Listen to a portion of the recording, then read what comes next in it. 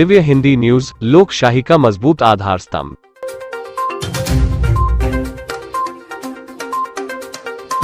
वारी यानी पैदल यात्रा। पंढरपुर एक तीर्थ क्षेत्र है। पंढरपुर की वारी भारत के महाराष्ट्र राज्य का सांस्कृतिक वैभव और पारमार्थिक ऐश्वर्य है। इस वारी की प्राचीन परंपरा व इतिहास भी है। संत ज्ञानेश्वर के परिवार में पंढरी की वारी प्रथा थी। इन प्रमाणों के आधार पर स्पष्ट होता है कि पंढरपुर की वारी पिछले 1200 वर्षों से निरंतर जारी है। वारी भक्ति और पंढरपुर का अटूट रिश्ता है। पंढरपुर की वारी का जिक्र 4वीं और 5वीं सदी में मिले ताम्रपटों में मिलता है। वारी के बारे में यह सबसे प्राचीन प्रमाण है। इसके बाद होयसल सम्राटों के काल शके 1159 ईस्वी सन 1237 का एक शिलालेख भी वारी के बारे में विवरण देता है।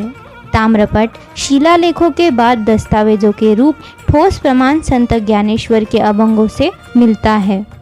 माझी जीवाची आवडी पंढरपुरा नेईन गुडी, अर्थात पंढरपुर की वारी की चाह मन की चाह है। और इसे आगे बढ़ाते हुए फिर वे आगे कहते हैं, भेटे न माहेरा आपुलिया। इस तरह संत ज्ञानेश्वर ने पंढरपुर को अपना मायका करार दिया है। इस संबोधन में ही पंढरपुर की महानता सम्मिलित है। पंढरपुर छोड़कर अन्य किसी भी तीर्थ क्षेत्र को किसी भी संत ने मायका निरूपित नहीं किया है। यही पंढरपुर की विशेषता भी है। पंढरपुर मायका और भक्त वस्त्र पंढरीनाथ, विठ्ठल या विठोबा, संतों की विठू माऊली माता। पंढरपुर की वारी अकेले नहीं करनी होती, यह सामूहिक यात्रा है। यहाँ व्यक्तिगत नहीं अपितु सामूहिक भक्ति का महत्व है।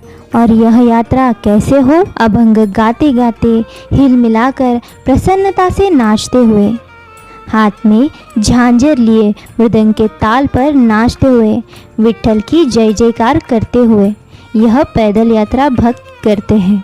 आषाढ़ी और कार्तिक वारी के उत्सवों जैसा ही पंढरपुर का चातुर्मास भक्तों साधकों को आत्मानंद देने वाला होता है। पंढरपुर के सैकड़ों मठों में प्रवचन, कीर्तन, भजन, हरिजागर जैसे ज्ञान और भक्ति के उत्सव होते हैं। भाविकों, अध्ययनकर्ताओं को इसके जरिए गीता, ज्ञानेश्वरी, भागवत, तुकाराम गाथा जैसे संत साहित्य पर आधिकारिक व्यक्तियों के प्रवचन सुनने का सुनहरा अवसर प्राप्त होता है।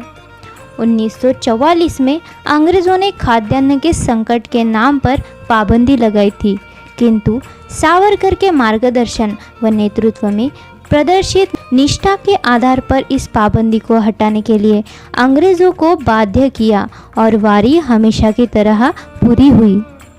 पंढरपुर की वारी दशमी से पूर्णिमा तक होने वाला महोत्सव है। चंद्रभागा का स्नान, नगर प्रदक्षिणा, भजन, प्रवचन, कीर्तन, श्रवण, संत सत्संग और विठ्ठल दर्शन वारी की मुख्य विधियां है। वारी के लिए पंढरपुर में कोई 10 से 12 लाख वारकरी भक्त जमा होते हैं। वे सभी वारी के 3-4 दिनों में मंदिर में जाकर विठ्ठल दर्शन नहीं कर पाते, इसलिए चंद्रभागा का स्नान कर नगर प्रदक्षिणा करते हैं व कलश का दर्शन कर धन्य हो जाते हैं। वारकरी संतों को भजन, कीर्तन, प्रवचन सुनना, सत्संग करना आदि को वारकरी बहुत महत्व देते हैं। एकादशी के प्रमुख दिन दोपहर में श्री विठ्ठल का रथ निकलता है व नगर प्रदक्षिणा होती है। इस रथ का दर्शन कर ही कई वारकरी वारी पूर्ण होना मानते हैं। द्वादशी के दिन वारकरी डेरों पर भजन के बाद प्रसाद लेकर बहुसंख्य वारकरी पंढरी से विदा लेते हैं। लेकिन वारी का वास्तविक समापन होता है पूर्णिमा को गोपाल काला से। गोपाल काला किसी भी वारकरी उत्सव का विशेष समापन होता है। पूर्णिमा के दिन सभी वारकरी पंढरपुर से 2 किलोमीटर दूर गोपालपुर में जमा होते हैं। वहाँ गोपाल काला मनाया जाता है। इसके बाद सभी वारकरी अपने घरों को लौटते हैं। सामाजिक समरसता का यह अद्भुत महोत्सव अपने आप में ही अनोखा है। दिव्य हिंदी न्यूज़ धर्म विशेष कार्यक्रम।